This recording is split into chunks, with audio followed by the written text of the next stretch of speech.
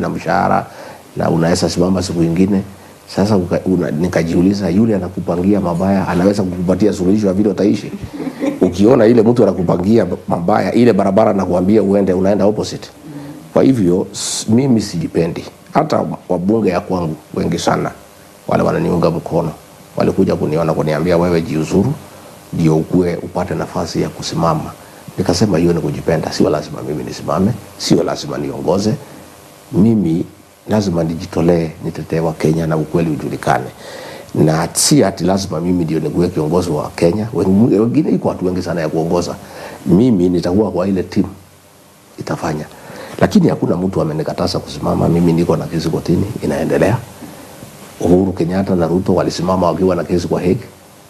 Katiba ya Kenya iko wazi ya kwamba kama ugali uko na mambo kotini, right yako ya kupigania kiti hawezi ondolewa.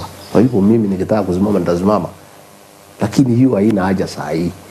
Ile kitu ya maana sana ni vile tutapanga hii Kenya na wengine ndio tuweze kuwapata uongozi bora.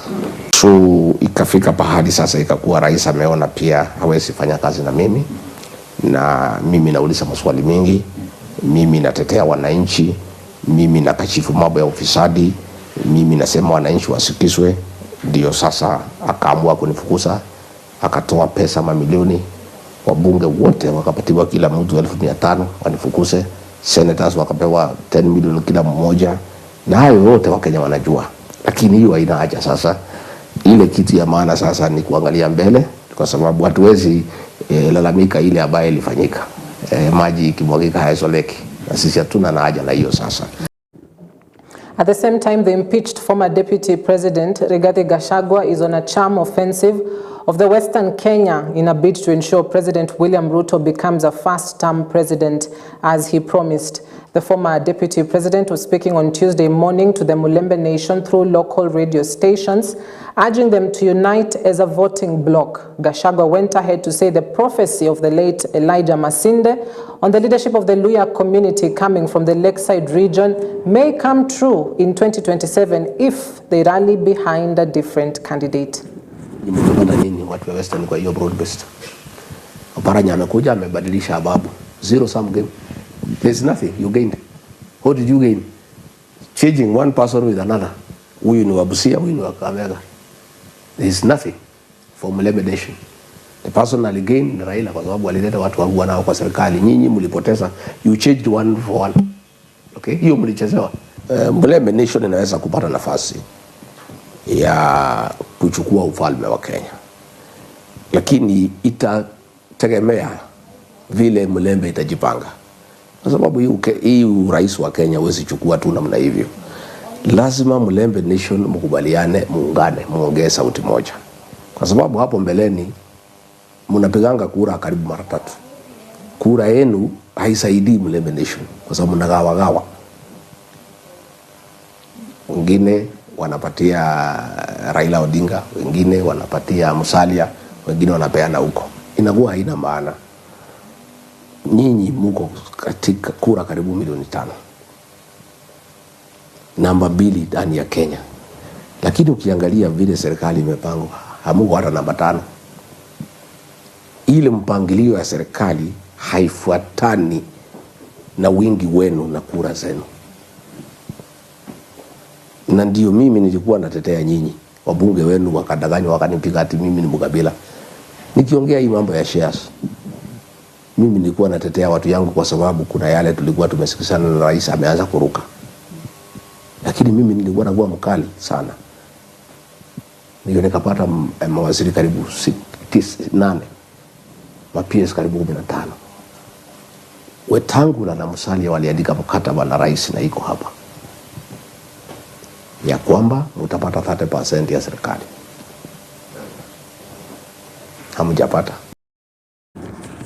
President William Ruto, during his tour of the northern Kenya, specifically in Mandera, called on Kenyans not to listen to leaders who are tribal and have no plans for the country.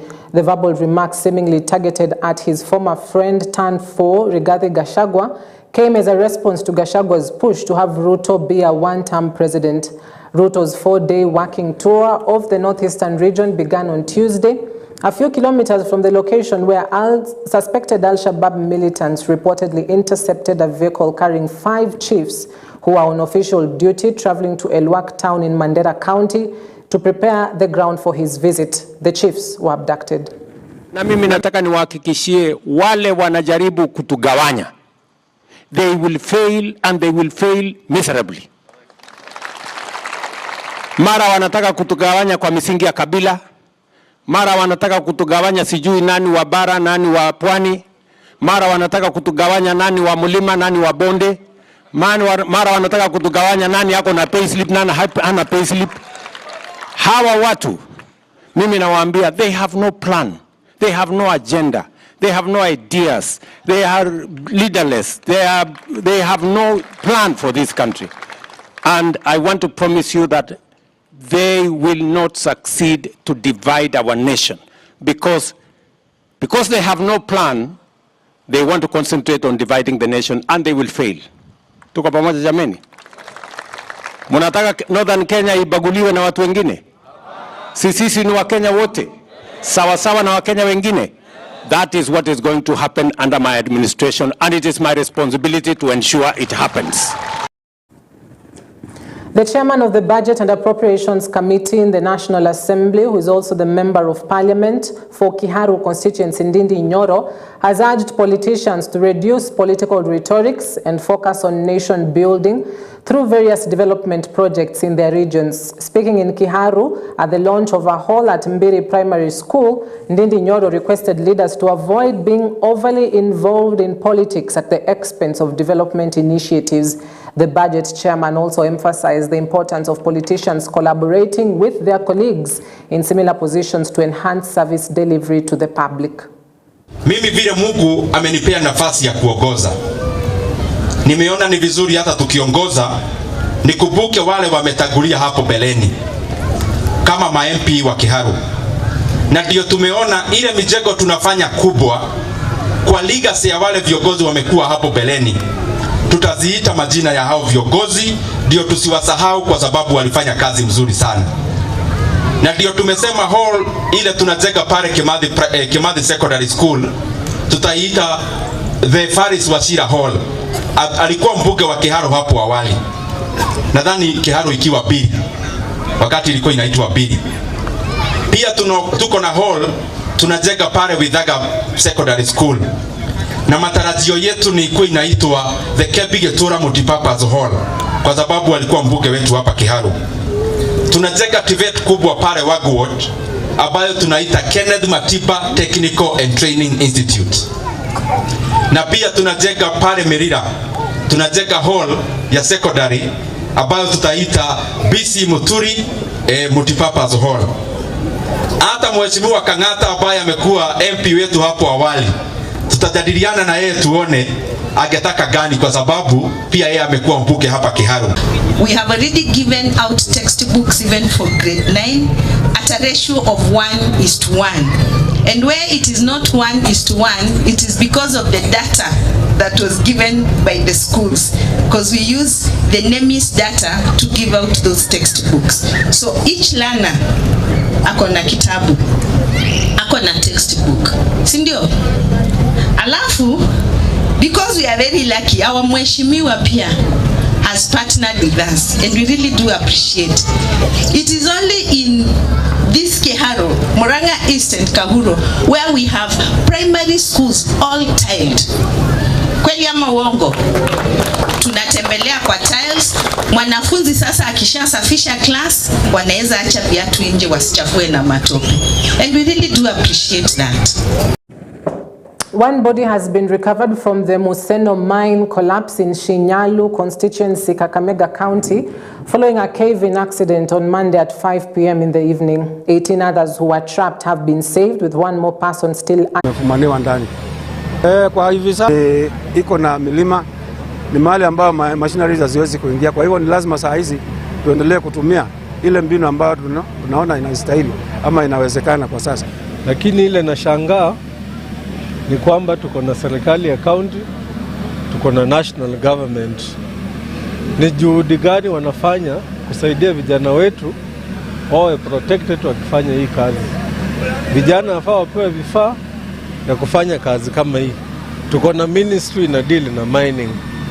Ukiona hapa saizi tuko na askari tu wamekuja kulinda usalama, lakini wale experts from the county government ama national government wa kudeal na mining wako wapi? Ni lini vijana wetu watakuwa safe wakifanya kazi kama hii? Wale wote tunahusika, mimi nikiwa kama chairman wa small scale and artisanal miners, vice chairman wa Kenya, ni kwamba tuharakishe maneno ya kupeana permits ili wahisani wajumuika na sisi tupate vifaa ambayo inafaa ili uchimbaji uwe wa salama zaidi. Lakini katika sehemu hii itakumbuka kwamba ni mzungu alikuwa anafanya hapa, so hatukuwa na habari ya kwamba kuna kazi inaendelea. So ndio tumeshtukia kumbe wamekuja wakafukua, alafu ndio hilo janga likatokea. Lakini katika sehemu nyingine huwa tuko na ukaguzi wa kila mara kwa mara kuhakikisha ya kwamba wachimbaji wako salama, wako na vifaa ambavyo vinafaa wakati wa kazi. Na tunawa pia kuwafunza kuhusu hadhari katika mikodi.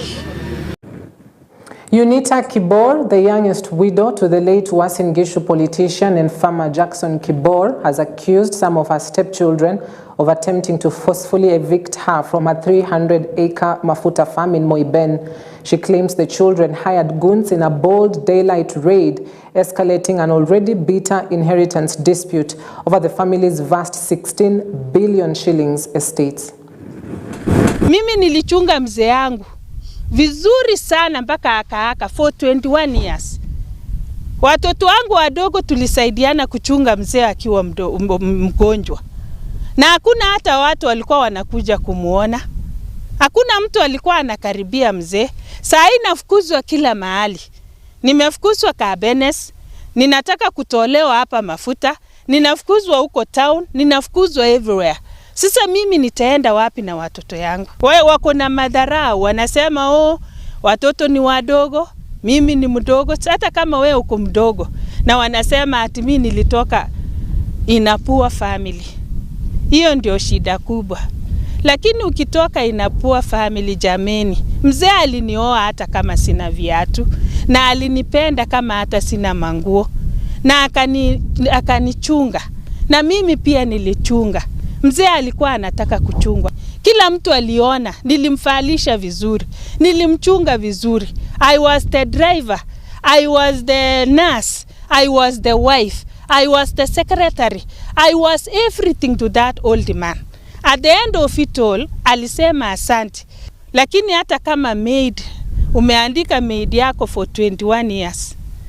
Si hata unampatia kakitu kweli. Na mzee kama aliona nilimsaidia, alinipatia mali yake. Shamba ya Kipkabos ni ya Jackson Kibor. Niko na title mimi mwenyewe. Shamba ya Kabenes ni ya Jackson Kibor.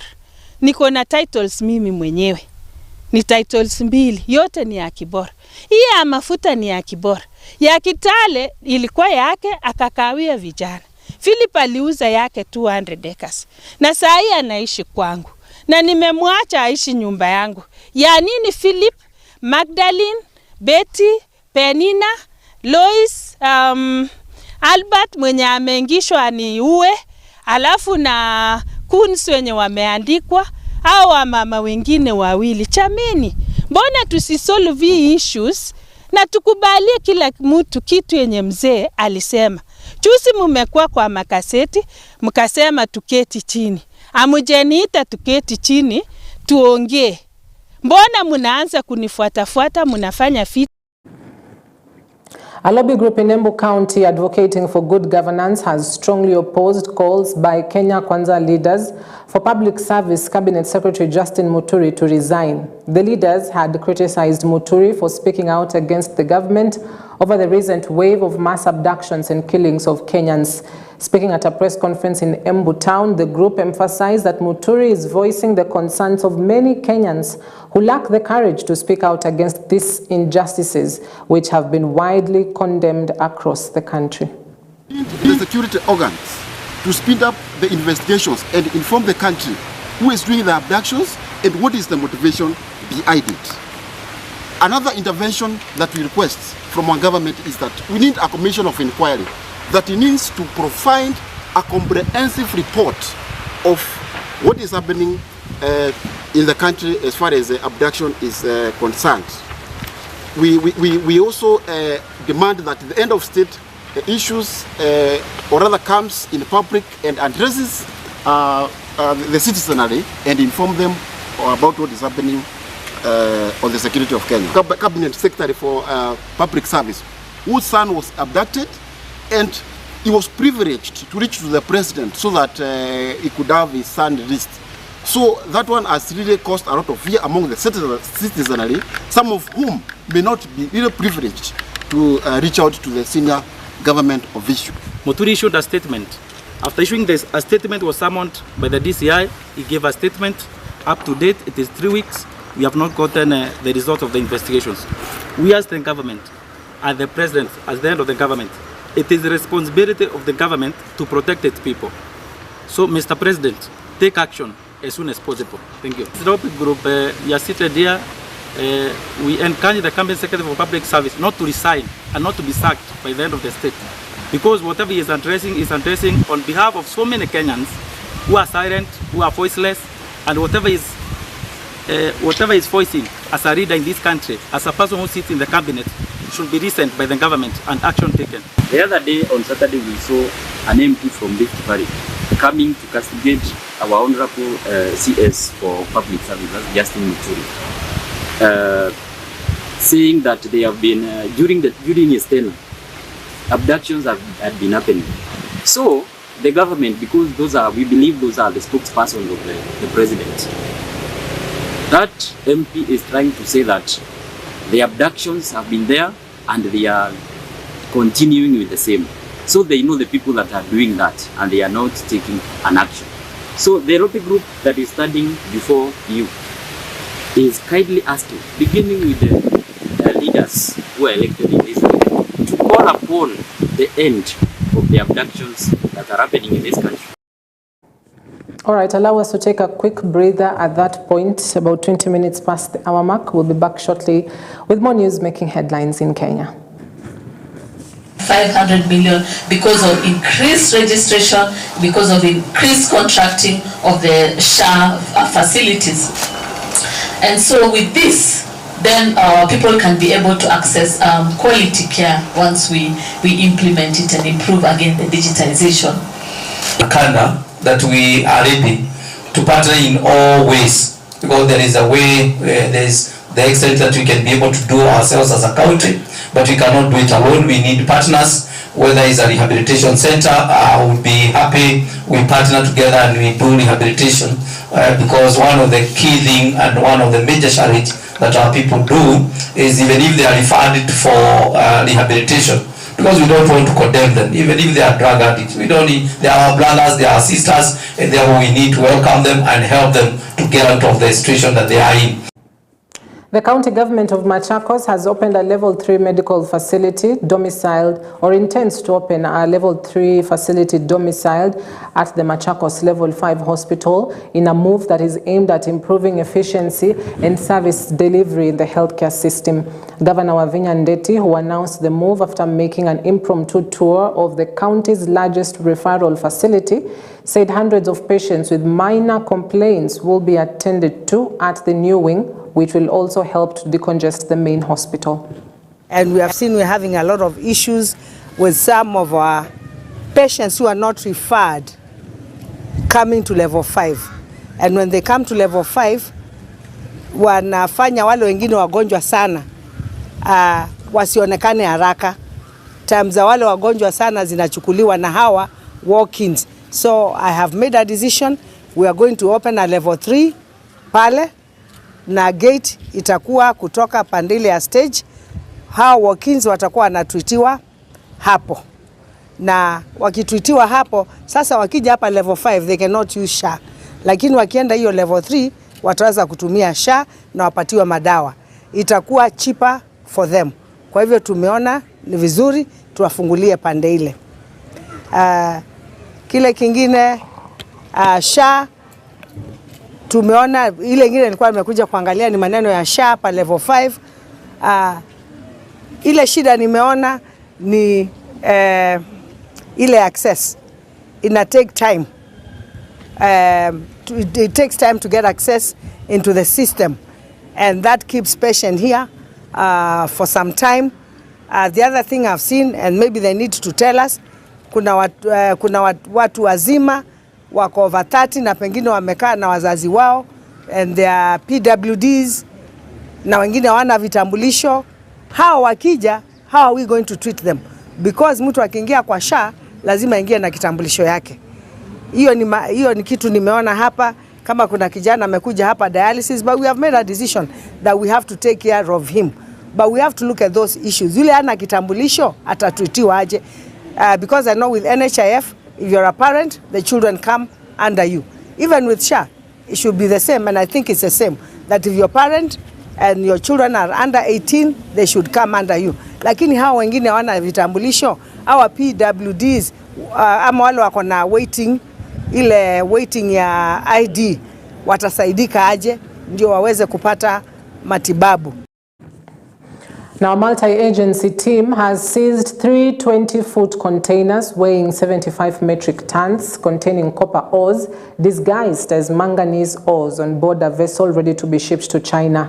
The exporter had declared that the containers were loaded with manganese ores that are used for steel production, dry cell batteries and paint. The containers were opened by detectives from the mining police unit led by Fatuma Ali in full glare of cameras at the port police. Karue expounded that copper ore has been ground into powder and pellets. Further tests will be conducted through atomic absorption spectrophotometry to ascertain the percentage of copper in the containers. Some 3 containers were intercepted some 2 weeks ago on suspicion of mineral smuggling. They had already declared that they were exporting manganese, but we have already opened some containers here, and preliminary investigations has shown that the mineral declared for export was not manganese, and we can see there is, among other minerals, there is copper. There is evidence that there is copper in these 2 containers, and we expect to see copper also in the 3rd container. We have seen that copper ore has been ground into powder and some pellets, and some other investigation is going to be carried out. Some assay are going to be carried out to find out the percentage content of copper. Well, that does it for our broadcast tonight. I hope that you are duly informed. Thank you for watching EBN TV. I leave you in the capable hands of our programmer tonight. Our sign language interpreter has been Laura Omondi. My name is Cynthia Nanjala. Good night.